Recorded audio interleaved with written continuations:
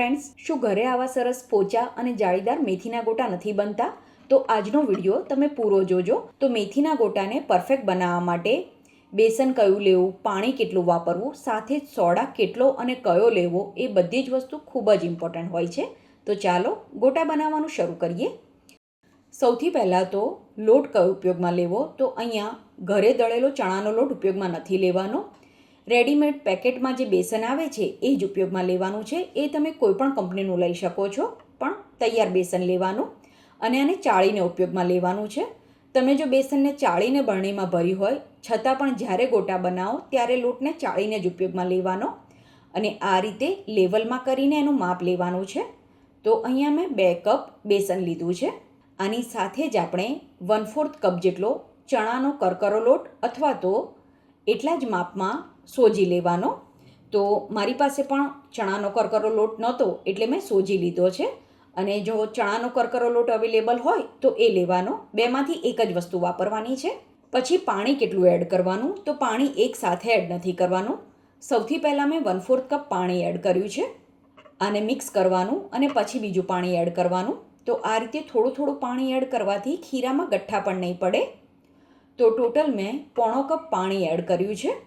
પાણી કેટલું યુઝ થશે એ ઘણીવાર બેસનની ક્વોલિટી ઉપર પણ ડિપેન્ડ હોય છે, પણ ફાઇનલી આ રીતે તમારે ખીરું બનાવીને ઢાંકીને એને 1 કલાક રહેવા દેવાનું છે, જેથી જે પણ તમે ચણાનો કરકરો લોટ કે સોજી જે પણ યુઝ કર્યું હશે એ એકદમ સરસ રીતે પલળી જશે. અને 1 કલાક પછી આમાં બાકીની વસ્તુ એડ કરવાની. તો અહીંયા મેં એક નાની ચમચી ખાંડ એડ કરી છે. મેં નાની ખાંડ યુઝ કરી છે એટલે આ ટાઈમે એડ કરી છે. તમે જો મોટા દાણાવાળી ખાંડ યુઝ કરતા હોય તો જ્યારે ખીરું બનાવો એ ટાઈમે જ એડ કરી દેવાની, જેથી એ સરસ ઓગળી જશે. આની સાથે જ આપણે અડધા કપ જેટલી અને ગ્રામમાં 100 થી 150 ગ્રામ જેટલી ધોઈને ઝીણી સમારેલી મેથીની ભાજી એડ કરવાની. સાથે જ 50 ગ્રામ કોથમીર અને 3 થી 4 કે તમે જેવું તીખું ખાતા હોય એ પ્રમાણે સમારેલા લીલા મરચાં એડ કરવાના. ગોટામાં તમારે વાટેલા મરચાં એડ નથી કરવાના, મરચાંને સમારીને જ એડ કરવાના. અને સ્વાદ પ્રમાણે મીઠું ઉમેરીને આ બધી વસ્તુને સરસ રીતે મિક્સ કરી દેવાની છે. આ રીતે બધું મિક્સ થઈ જાય પછી આમાં થોડો કાળા મરીનો પાવડર એડ કરવાનો. ફ્રેન્ડ્સ, તમને જો મારી રેસીપી સારી લાગતી હોય તો રેસીપીને લાઇક જરૂરથી કરજો. અને જો યુટ્યુબમાં જુઓ છો તો ચેનલને સબસ્ક્રાઈબ કરી દેજો. અને ફેસબુક કે ઇન્સ્ટાગ્રામ પર જુઓ છો તો પેજને ફોલો કરવાનું ના ભૂલતા.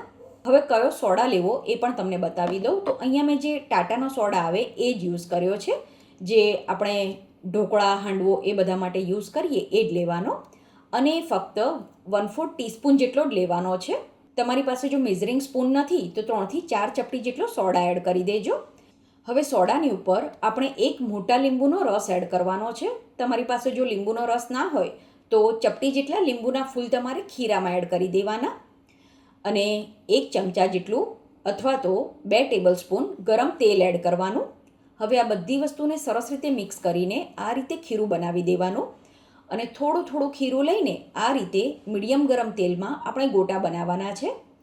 જ્યારે આપણે ગોટા મૂકીએ ત્યારે ગેસની ફ્લેમ ધીમી રાખવાની અને બધા ગોટા મૂકી દઈએ પછી ગેસની ફ્લેમ મીડિયમ કરી દેવાની છે. જેમ જેમ ગોટા તળાતા જશે એમ આ રીતે ઉપર આવી જશે અને ફરવા પણ લાગશે. તો આના પરથી જ તમને ખ્યાલ આવી જશે કે તમે જે ખીરું બનાવ્યું એ એકદમ પરફેક્ટ છે. અને આ રીતે આપણે એને 2 થી 3 વાર ફેરવી લેવાના. તો હવે આ ગોટા એકદમ સરસ રીતે તળાઈ ગયા છે. ગોટા તળાયા છે કે નહીં એ કેવી રીતે ખ્યાલ આવશે? તો એની આજુબાજુમાં જે બબલ્સ બનતા હશે એ તમને એકદમ ઓછા થઈ ગયેલા કે બંધ થઈ ગયેલા દેખાશે. આ રીતે ગોટા તળાઈ જાય એટલે એને બહાર લઈ લેવાના. અને આ બનાવેલા ગોટા એકદમ સરસ સોફ્ટ અને જાળીદાર બને છે. તો આને તમે તળેલા મરચાં, કઢી કે પછી ખજૂર આંબલીની ચટણી કે કેચઅપની સાથે પણ સર્વ કરી શકો છો. તો તમે આ રીતે એકવાર જરૂર ટ્રાય કરજો અને તમને વિડીયો કેવો લાગ્યો એ મને કમેન્ટ કરીને જરૂરથી જણાવજો.